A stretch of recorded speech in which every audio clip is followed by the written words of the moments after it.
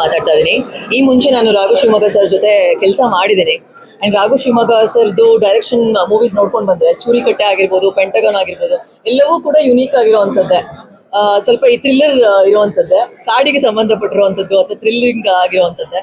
So ಈ cinema task ಅಂತ ಏನ್ ಹೆಸರಿಟ್ಟಿದ್ದಾರೆ ಅದು ಕರೆಕ್ಟ್ ಆಗಿದೆ. ಬಿಕಾಸ್ ಸೀಟ್ ತುದಿಯಲ್ಲೇ ಕೂತಿರ್ತೀವಿ ಸಿನಿಮಾದ ಕೊನೆವರೆಗೂ. And I should appreciate those 2 leads ಯಾರ್ಯಾರು ಮಾಡಿದಿರಾ. ವಿಶಾಲ್ ಸೂರ್ಯ, ರೈಟ್? ಜೈ ಸೂರ್ಯ ಮತ್ತೆ ಇನ್ನೊಂದು ಲೀಡ್ ತುಂಬಾ ಪ್ರಾಮಿಸಿಂಗ್ ಆಗಿ ಆಕ್ಟ್ ಮಾಡಿದ್ದಾರೆ. I really loved it. ಬೇಕು ಅಂತ ತುರ್ಕಿರುವಂತ ಪಾತ್ರಗಳಿಲ್ಲ, ಬೇಕು ಅಂತ ತುರ್ಕಿರುವಂತ ಸೀನ್ಗಳಿಲ್ಲ. So it is like situation ಹೋಗ್ತಾ ಹೋಗುತ್ತೆ, ನಮ್ಗೆ ನೆಕ್ಸ್ಟ್ ಏನಾಗುತ್ತೆ ಅಂತ ಕ್ಯೂರಿಯಾಸಿಟಿ ಇರುತ್ತೆ. ಸೊ ದಯವಿಟ್ಟು ಎಲ್ಲರೂ ಕನ್ನಡ ಸಿನಿಮಾಗಳನ್ನ ಥಿಯೇಟರ್ಗೆ ಬಂದು ನೋಡಿ. ಯಾವಾಗ್ಲೂ ನಾನು ನೋಡಿದೀನಿ, ಪ್ರೀಮಿಯರ್ ಬಂದಾಗ ಪ್ರೊಡ್ಯೂಸರ್ ಆಗಿರ್ಬೋದು ಅಥವಾ ಆ ಸಿನಿಮಾ ತಂಡ ನಿಂತ್ಕೊಂಡು ಕೈ ಮುಗ್ದು ಕೇಳ್ಕೊಳ್ತಾರೆ ಗೊತ್ತಾ, ಸ್ಟೇಟಸ್ ಅಲ್ಲಿ ಹಾಕಿ. ಇದು ಆಕ್ಚುಲಿ ಅದನ್ನ ನೋಡೋದಕ್ಕೆ ದುಃಖ ಆಗುತ್ತೆ. ಬಿಕಾಸ್ ಇಷ್ಟು ಕೇಳ್ಕೋಬೇಕಾ ನಾವು ಬರೋದಕ್ಕೆ ಅಂತ. ಸೊ ಇಂಥ ಸಿನಿಮಾಗಳು ಬೇರೆ ಭಾಷೆಗಳಲ್ಲಿ ಬಂದಾಗ ನಾವು ಯೂಶುವಲ್ ಆಗಿ ಬೇರೆಯವ್ರಿಗೆ ಹೇಳ್ಕೊತೀವಿ ಅಥವಾ ಶೇರ್ ಮಾಡ್ತೀವಿ. ಸೊ ಟಾಸ್ಕ್ ನನಗಂತೂ ತುಂಬಾನೇ ಇಷ್ಟ ಆಯ್ತು. ನಾರಾಯಣ್ ಸರ್ ಹೇಳ್ದ ಹಾಗೇನೆ ತುಂಬಾನೇ ಚೆನ್ನಾಗಿ ಡೈರೆಕ್ಟರ್ದು ವರ್ಕ್ ತುಂಬಾನೇ ಚೆನ್ನಾಗಿ ನಾವು ನೋಡ್ಬೋದು.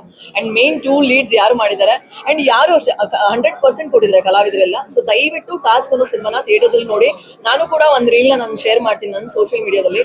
I really love the movie. And second ವಾರಕ್ಕೆ ನಾವು ಆದಷ್ಟು ತಗೊಂಡು ಹೋಗೋಣ. ಅಂಡ್ ಎಲ್ಲರೂ ಬಂದು ಟಾಸ್ಕ್ ಸಿನಿಮಾನ ನೋಡಿ. And all the best to all the artist. Thank you.